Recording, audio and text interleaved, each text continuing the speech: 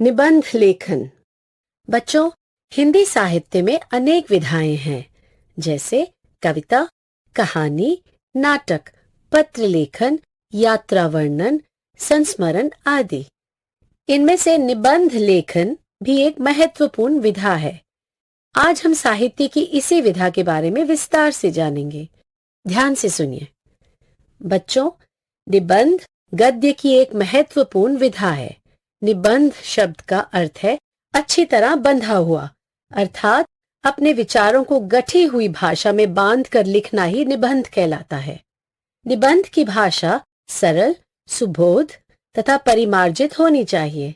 जो लिखना है या जिस विषय पर अपने विचार व्यक्त करने हैं, उसकी पूर्व तैयारी अच्छी तरह से करनी चाहिए। पूर्व तैयारी का अर्थ है लिखे जाने वाले निबंध की अधिक से अधिक सामग्री, जानकारी एवं स्पष्टता मन में होनी चाहिए। विशद अध्ययन, वाचन एवं निरीक्षण से ही ऐसा संभव है। जिस विषय पर निबंध लिखा जाए, उसकी मर्यादा को ध्यान में रखकर सारी महत्वपूर्ण बातों का समावेश करने का प्रयत्न करना चाहिए। बच्चों, अब हम निबंध के प्रकारों के बारे में जानेंगे। सुनिए। निबंध के निम्नलिखित 5 प्रकार हैं। 1. वैचारिक निबंध। 2. वर्णनात्मक निबंध। 3. कल्पना प्रधान निबंध। 4. चरित्रात्मक निबंध और 5. आत्मवृत्तात्मक निबंध। अब हम निबंध के पहले प्रकार वैचारिक निबंध के बारे में जानेंगे। सुनिए। वैचारिक निबंध। वैचारिक निबंध में एक ही विषय पर उसके पक्ष में साथ साथ विपक्ष की जानकारी दी जाती है। अंत में अनुभवजन्य निश्चित मत व्यक्त करना पड़ता है। ऐसे निबंध में विचारों की स्पष्टता और तर्क शुद्धता को महत्व दिया जाता है। उक्त विषय को उदाहरण सहित प्रस्तुत करना होता है। उदाहरण विषय: 1. छात्र और अनुशासन। 2. महंगाई एक भीषण समस्या। 3. दहेज सामाजिक अपराध। 4. संगणक शाप या वरदान। बच्चों, निबंध के अगले प्रकार वर्णनात्मक निबंध के बारे में जानेंगे। सुनिए। 2. वर्णनात्मक निबंध। इस प्रकार के निबंध में सूत्रबद्ध वर्णन निबंध की आत्मा होती है।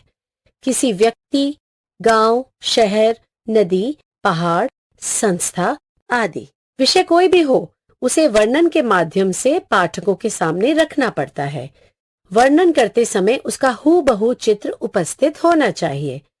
भाषा धारा प्रवाह आकर्षक, नावीन्यपूर्ण एवं परिणामकारी होनी चाहिए। उदाहरण विषय: 1. बस स्थानक पर 1 घंटा। 2. वर्षा ऋतु। 3. पुस्तक प्रदर्शनी का वर्णन। 4. मेरा प्रिय खेल। बच्चों, निबंध का अगला प्रकार है कल्पना प्रधान निबंध। इस निबंध में किसी एक आध विषय की वास्तविकता को सामने रखकर उस विषय के संबंध में अपने मन में उभरी हुई सुरभ्य आदर्श कल्पनाओं को सूत्रबद्ध ढंग से शब्दांकित कर सकते हैं। ऐसे निबंधों में अपनी कल्पना चित्र कितने प्रभावी ढंग से हम अंकित कर सकते हैं, इस पर निबंधों की गुणवत्ता निर्भर होती है। उदाहरण विषय: 1. यदि मैं पंछी बनूं। 2. दूरदर्शन न होता तो। 3. अगर पाठशाला न होती। 4. यदि मैं प्रधानमंत्री होता। बच्चों, अब हम निबंध के अगले प्रकार चरित्रात्मक निबंध के बारे में जानेंगे। सुनिए। 4. चरित्रात्मक निबंध। चरित्रात्मक निबंध में किसी महान व्यक्ति, नेता, समाज सेवक, संत, कवि, लेखक, वैज्ञानिक आदि के जीवन के अंतर्बाहरी अंगों का, उनके कार्यों का, विशेषताओं का संक्षेप में चित्रण होता है। अंत में उपसंहार में उस महान व्यक्ति के कार्यों से हमें क्या प्रेरणा मिलती है, इसे संक्षेप में लिखा जाता है। उदाहरण विषय: 1. राष्ट्रपिता महात्मा गांधी। 2. मेरे प्रिय वैज्ञानिक APJ अब्दुल कलाम। 3. मेरा प्रिय खिलाड़ी। 4. राष्ट्रसंत तुकडोजी महाराज। बच्चों, निबंध का अगला प्रकार है आत्मवृत्तात्मक निबंध। आत्मवृत्तात्मक का अर्थ है अपने बारे में स्वयं अपने शब्दों में लिखना। वह चीज सजीव हो या निर्जीव, उससे वह मैं खुद हूँ ऐसा मानकर उसके बारे में जो जानकारी देनी हो, अपने विचार व्यक्त करने हो, वह खुद ऐसा कह रहा है, रही है, ऐसी कल्पना करके उन विचारों को उसके शब्दों में उत्तम पुरुष में व्यक्त करना आवश्यक है। उदाहरण विषय: 1. मैं रुपया बोल रहा हूं। 2. घायल सैनिक की आत्मकथा। 3. मैं श्याम पट बोल रहा हूं। 4. फूल की आत्मकथा। बच्चों, निबंध के प्रकारों को जानने के बाद अब हम उन बातों को जानेंगे जो निबंध लिखते समय ध्यान में रखने योग्य बातें हैं। 1. दिए गए विषयों में से एक विषय पसंद कीजिए। इस मामले में दुविधा नहीं होनी चाहिए। 2. जो निबंध लिखना है उसकी रूपरेखा तैयार कीजिए। संबंधित मुद्दों के अनुसार ही निबंध लिखा जाएगा। मुद्दों के अनुसार भी अनुच्छेद बनेंगे और उनमें विचारों की अनावश्यक मिलावट नहीं हो पाएगी। यह जरूरी नहीं कि प्रत्येक अनुच्छेद में कितनी पंक्तियां हो, पर यह बहुत जरूरी है कि पूरा निबंध 200 शब्दों से अधिक न हो। 3. प्रारंभ आकर्षक होना चाहिए। इसका तात्पर्य यह है कि आरंभ में ही आपके विचार स्पष्ट एवं निश्चयात्मक रूप से प्रकट होने चाहिए। छोटे और शुद्ध वाक्यों की रचना आपके विचारों को व्यक्त करने में सहायक होगी। 4. मध्य में विचारों की चर्चा उदाहरण, मुहावरों तथा विषय प्रतिपादन आदि के माध्यम से होनी चाहिए। 5. प्रत्येक निबंध के अंत में उपसंहार लिखते समय जो लिखा गया है उसका संक्षिप्त सार या कोई सलाह या जो विचार रह गया है उसका महत्व बताते हुए उसका प्रतिपादन करना चाहिए। 6. भाषा शुद्ध होना अत्यंत आवश्यक है। यह सतत अभ्यास से ही संभव है। शुद्ध भाषा के लिए स्वतंत्र लेखन कार्य करना चाहिए।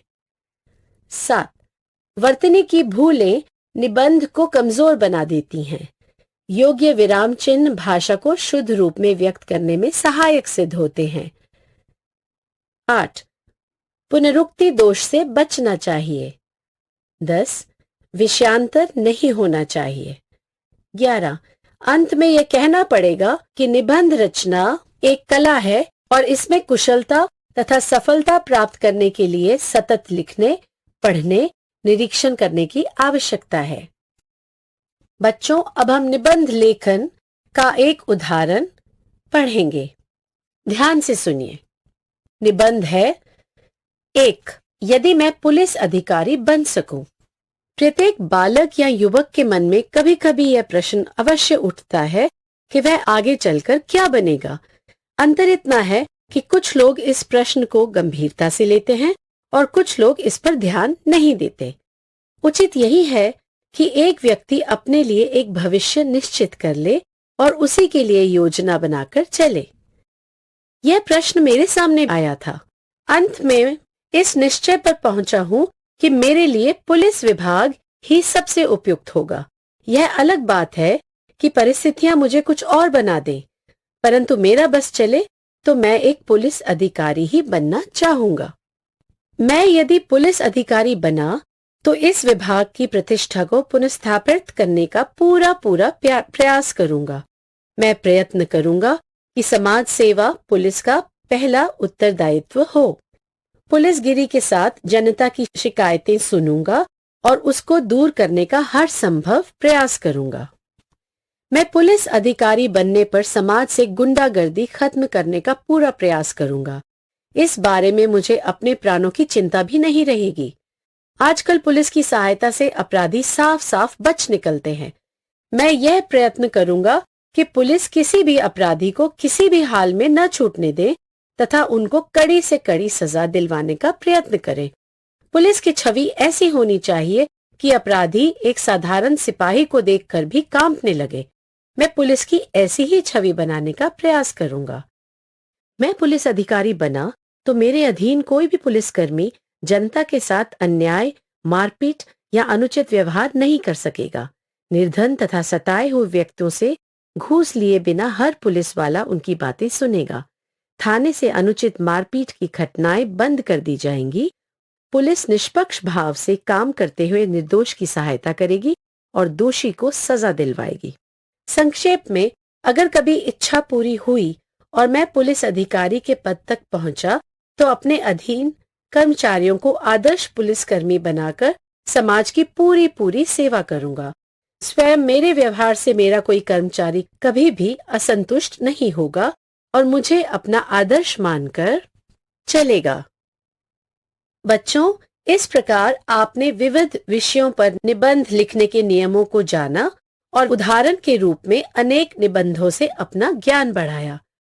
नियमित अभ्यास से लेखन क्षमता को बढ़ाएं।